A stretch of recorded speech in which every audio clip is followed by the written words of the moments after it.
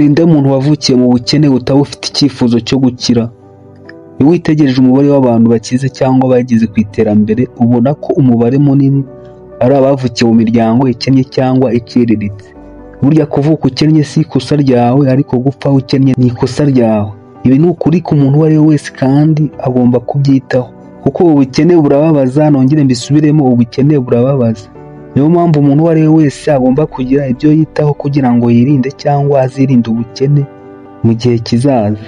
Hano hari ibimenyetso bigeze kuri 5 tugiye kurebera hamwe muri iki kiganiro byerekana ko uzakira nubwo uyu munsi ukennye.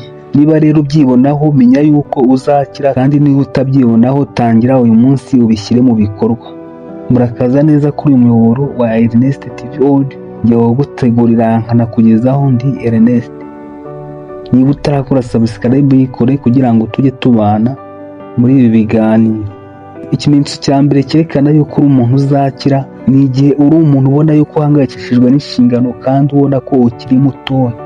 Uzabona ko ahanini abana bavukiye mu miryango ikennye bakunda kubyiruka, ubona ko bashaka gutera imbere no guteza imbere famiye zabo bavukamo. Impamvu y'ibyo ni iyihe? Usanga abo bana kubera ubukene bw'iwabo bahuye nabwo, bituma batekereza ko icyatuma barwanya ubwo bukene ari ugukora inshingano ubona ko ahanini zitanabareba, cyangwa se bakagira imirimo imwe n'imwe bo bumva ko bagakoze kugira ngo bahangare ubwo bukene. Aha niho uzasanga umwana ukiri muto abandi bajya gukina, we akajya gushakisha uturimo yakora twamuha amafaranga cyangwa twamuteza imbere. Cyangwa se ugasanga ni wa mwana ukunda kwigumira mu rugo afasha ababyeyi be imirimo, asubiramo amasomo yiwe yo ku ishuri. Mbega ubona ko ahanini ahangayikishijwe n'ibintu byamugira akamaro hamwe n'umuryango we. Ukabona ko ibyo kumubwira ngo ujya gukina n'abandi rwose ukabona ntabwo ari kubikuzwa. Icyo rero nawe nukibonaho, uzamenye yuko ari ikintu kizatuma uva mu bukene ujya mu bukire. Ikimenyetso cya kabiri kizakwereka yuko uzaba umukire ni igihe udasesagura amafaranga yose ubonye.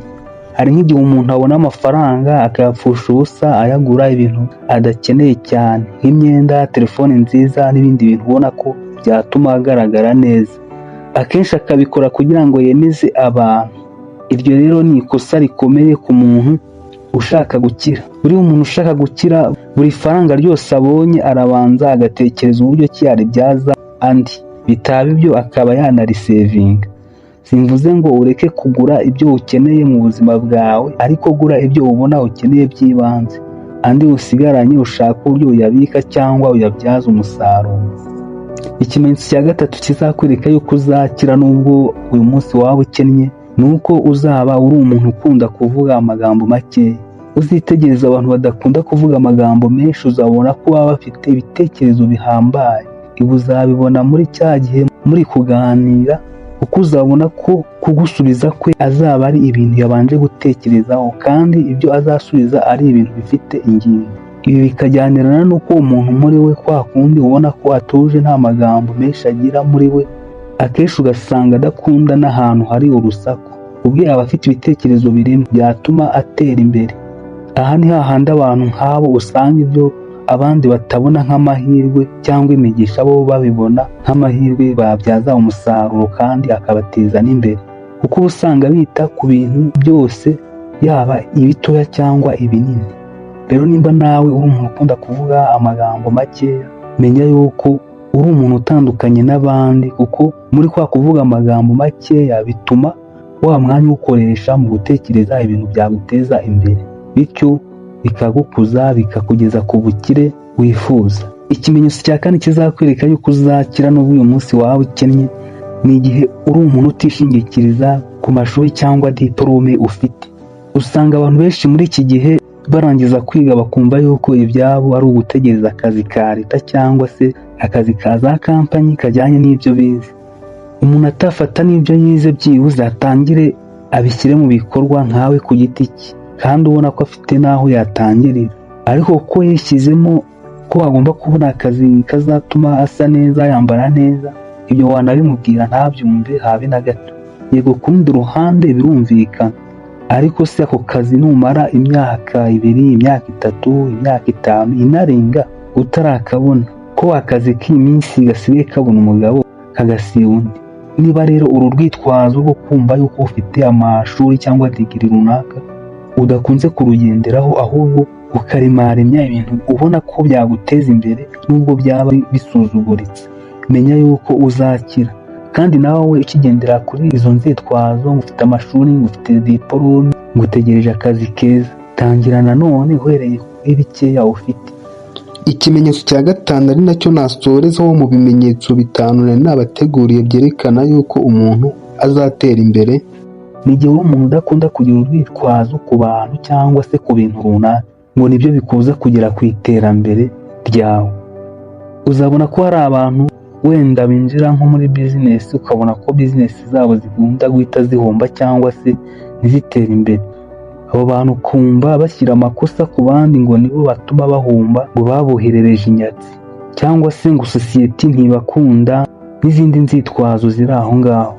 Kandi ugasanga muri bizinesi bakora hari amakosa bakora atuma badatera imbere, yewe ayo makosa ntibanashake no kuba bayabona cyangwa se ngo bayumve. Uko rero kutabona ayo makosa ntibinatume hari icyo bakora ngo bayakosore, ahubwo bo bagahora barishyizemo imyumvire itariyo. Urugero, hano umuntu ashobora kuba acuruza iduka ry'imyenda yegeranye na mugenzi we nawe ucuruza iduka ry'imyenda. Uwo muntu akaba yarateye imbere, bizinesi yiwe igenda, acuruza imari igenda, akabona inyungu. Muri uko kugenda kwa bizinesi kwe hari ibyo yabashije gushyira mu bikorwa mugenzi we atabashije gushyira mu bikorwa.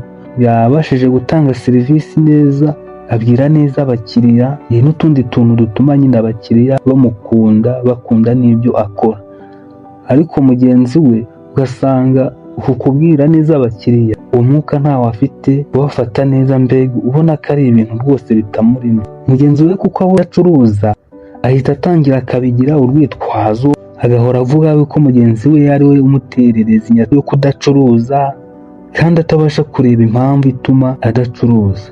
Ibi rero ni ubuswa bukomeye. Niba uzi ko ugomba gukira, ikuremo ikintu cyo gushyira amakosa ku bandi, kuko iyo wamenye ko amakosa aturuka kuri wowe bituma wiga uburyo ki bwo kuyakosora. Ngibyo rero ibintu bigeze kuri bitanu nabateguriye bigaragaza ko uzakira nubwo uyu munsi waba ukennye. Niba utarabigerageza kuba wabishyira mu bikorwa, tangira uyu munsi kugira ngo wirinde ubukene mu gihe kizaza. Nakoze cyane mwebwe mwakurikiye kino kiganiro. Niba utarakora subscribe yikore, utange like niba kino kiganiro hari icyo kigufashije, unatange n'igitekerezo cyawe muri comment. Dusubire mu bindi biganiro.